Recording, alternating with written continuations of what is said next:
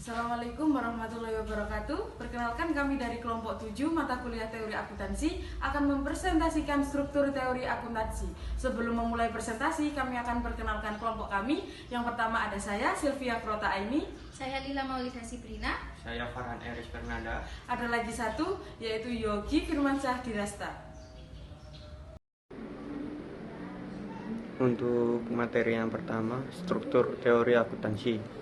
Teori akuntansi keuangan dibangun untuk mengembangkan akuntansi keuangan yang sesuai dan bermanfaat bagi pemakainya.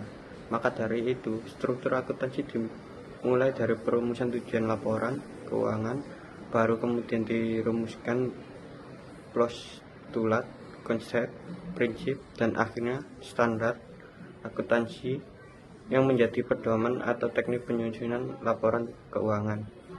Untuk elemen struktur teori akuntansi, yang pertama tujuan laporan keuangan. Untuk yang kedua A, postulat akuntansi. Yang 2B, konsep teoritis akuntansi. Yang ketiga, prinsip dasar akuntansi. Yang keempat, standar akuntansi. Berikutnya ada struktur teori akuntansi berisi elemen-elemen, yakni sebagai berikut. Yang pertama, rumusan tentang laporan keuangan yang diperoleh dari para pemakai laporan keuangan. Yang kedua, rumusan tentang postulat yang dirumuskan dari tujuan laporan keuangan. Yang ketiga, konsep teoritis akuntansi yang berhubungan dengan asumsi-asumsi dan sifat-sifat akuntansi yang mengarah pada sifat dan jenis informasi yang disusun untuk kelompok atau pemakai tertentu. Yang keempat, rumusan prinsip akuntansi utama yang didasarkan pada postulat dan konsep teoritis, jadi yang menjelaskan sifat-sifat dan kualitas dasar akuntansi keuangan itu. Yang kelima, standar atau teknik akuntansi sebagai pedoman penyusunan laporan keuangan sesuai kebutuhan pemakai. Untuk berikutnya, tujuan laporan keuangan. Tujuan laporan keuangan merupakan dasar awal struktur teori akuntansi. Laporan keuangan bertujuan untuk pemberian informasi keuangan kepada para pemakainya untuk dipakai dalam proses pengambilan keputusan standar akuntansi Indonesia. Tujuan utama teori akuntansi adalah menyajikan suatu dasar dalam memprediksikan dan menjelaskan perilaku serta kejadian-kejadian akuntansi. Teori didefinisikan sebagai kumpulan gagasan atau konsep, definisi, dan dalil yang menyajikan suatu pandangan sistematis tentang fenomena dengan menjelaskan hubungan antara variabel yang ada dan tujuan untuk menjelaskan serta memprediksikan fenomena tersebut. Berikutnya ada postulat akuntansi. Yang pertama, postulat entity. Akuntansi mencatat hasil kegiatan operasi dari suatu entity, lembaga perusahaan yang terpisah dan dibedakan dari pemilik atau entitas lain. Menurut konsep ini, kita bisa menyusun laporan keuangan sesuai dengan kebutuhan pemakainya. Maka setiap perusahaan dianggap sebagai unit akuntansi yang terpisah dari pemiliknya. Yang kedua, postulat going concern. Disebut juga continuity. Postulat ini menganggap bahwa perusahaan akan terus melaksanakan operasinya sepanjang proses penyelesaian proyek, perjanjian, dan kegiatan yang sedang berlangsung. Yang ketiga, postulat unit of measure. Postulat ini disebut juga monetary. Unit postulat menganggap bahwa setiap transaksi harus diukur dengan suatu alat ukur atau alat tukar yang seragam. Alat ukur yang dipakai dalam akuntansi adalah alat ukur moneter. Yang keempat, postulat accounting period. Postulat ini menggambarkan bahwa walaupun akuntansi memegang postulat going concern, namun posisi keuangan, hasil usaha, dan perubahannya harus dilaporkan secara periodik atau kurun waktu tertentu, bisa per bulan, per semester, atau per tahun. Dapat menggunakan tahun kalender, tahun fiskal, atau tahun yang lain. Konsep teoritis akuntansi. The entity theory concept theoritis akuntansi. Residual equity theory. The proprietary theory, the enterprise theory, amanah akuntabili atau ibadah teori. The fund theory, the investor theory, commander theory. Prinsip dasar akuntansi, asumsi dasar menurut Saki. Dasar akrual artinya bahwa dalam menyusun laporan keuangan pengakuan transaksi didasarkan pada kejadian atau peristiwa, bukan didasarkan pada transaksi kas. Kelangsungan usaha. Laporan keuangan disusun berdasarkan asumsi bahwa entiti yang dimaksud akan terus melanjutkan usahanya. Dalam asumsi dasarnya tidak ada maksud untuk melakukan likuidasi. Prinsip dasar akuntansi. APB Statement nomor 4 memberikan 9 prinsip dasar akuntansi sebagai berikut. The cost principle.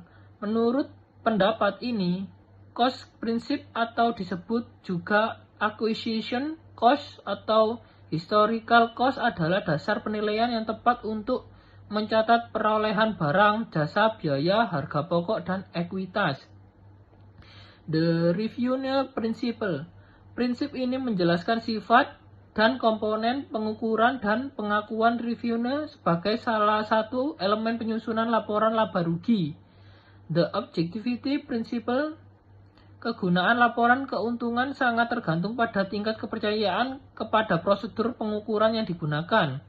The consistency principle. Menurut prinsip konsistensi kejadian ekonomis yang sejenis harus dicatat dilaporkan secara konsisten dari satu periode ke periode yang lain.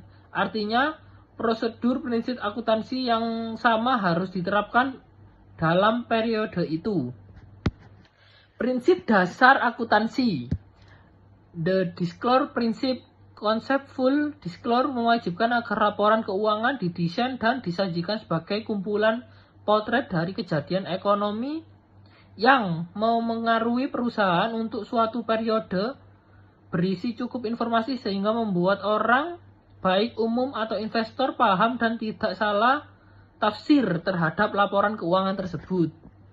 The conservation principle. Prinsip ini merupakan prinsip pengecualian atau prinsip yang mengubah konsensus umum. The materiality principle.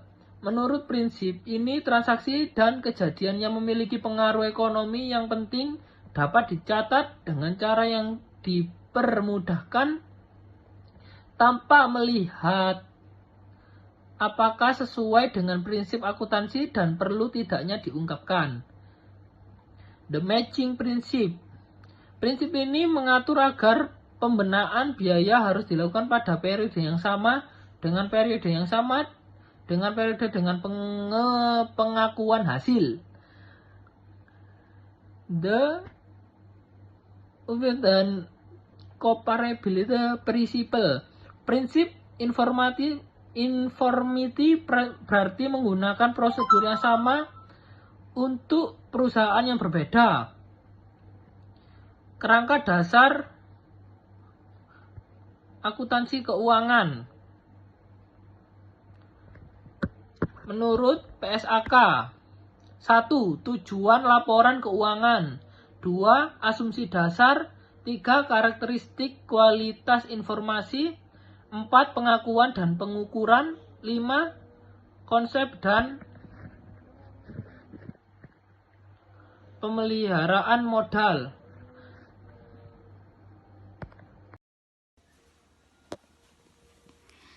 Selanjutnya, kesimpulan dari materi ini adalah teori akuntansi keuangan dibangun untuk mengembangkan akuntansi keuangan yang sesuai dan bermanfaat bagi para pemakainya. Makanya elemen struktur teori akuntansi itu dimulai dari perumusan tujuan laporan keuangan baru, kemudian dari tujuan itu dirumuskan apa postulat, konsep, prinsip, dan akhirnya standar akuntansi yang merupakan pedoman atau teknik penyusunan laporan keuangan. Jadi tujuan struktur teori akuntansi laporan keuangan adalah menyediakan informasi yang menyangkut posisi keuangan, kinerja, serta perubahan posisi keuangan suatu perusahaan yang bermanfaat bagi sejumlah besar pemakai dalam pengambilan keputusan ekonomi. Sekian dari kelompok kami. Apabila ada kesalahan, kami mohon maaf yang sebesar-besarnya. Wassalamualaikum warahmatullahi wabarakatuh.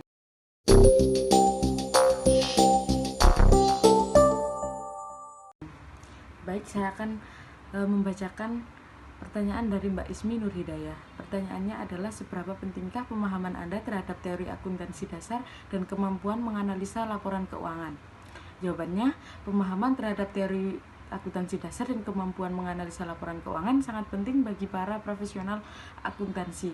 Secara keseluruhan, pemahaman terhadap teori akuntansi dasar dan kemampuan menganalisa laporan keuangan adalah keterampilan krisis yang diperlukan bagi para profesional akuntansi. Keterampilan ini membantu dalam memastikan bahwa informasi keuangan disusun dengan cara yang akurat, relevan, dan dapat diandalkan, serta mendukung keberlanjutan dan pertumbuhan perusahaan. Di sini saya akan menjawab pertanyaan dari Mas Yoga. Pertanyaannya, bagaimana peran penting dari pandangan teori akuntansi positif dalam penerapan akuntansi? Berikut beberapa peran penting dari teori akuntansi positif dalam penerapan akuntansi adalah: yang pertama, penggunaan informasi yang relevan dan kredibel; yang kedua, pengakuan dan pengukuran akuntansi; yang ketiga, penggunaan informasi untuk pengambilan keputusan; yang keempat, pengawasan dan pengendalian; yang kelima, penggunaan teknologi dan inovasi. Selanjutnya ada pertanyaan dari Mbak Vivi Dwi Purwati. Pertanyaannya, menurut kelompok Anda, bagaimana perkembangan teori akuntansi di masa depan? Faktor-faktor apa saja yang akan mempengaruhinya? Jawabannya, perkembangan teori akuntansi di masa depan dipengaruhi oleh berbagai faktor, termasuk perubahan dalam regulasi dan standar akuntansi, perkembangan teknologi informasi, serta perubahan dalam lingkungan bisnis dan ekonomi. Berikut adalah beberapa faktor utama yang akan mempengaruhi perkembangan teori akuntansi. Yang pertama ada regulasi dan standar akuntansi, yang kedua ada teknologi informasi, yang ketiga ada perubahan dalam lingkungan bisnis dan ekonomi, yang keempat ada globalisasi, yang kelima perubahan dalam kebutuhan pengguna laporan keuangan sosial dan lingkungan. Dengan mempertimbangkan faktor-faktor di atas, teori akuntansi akan terus berkembang untuk memenuhi kebutuhan yang semakin kompleks dan dinamis dalam dunia bisnis dan ekonomi.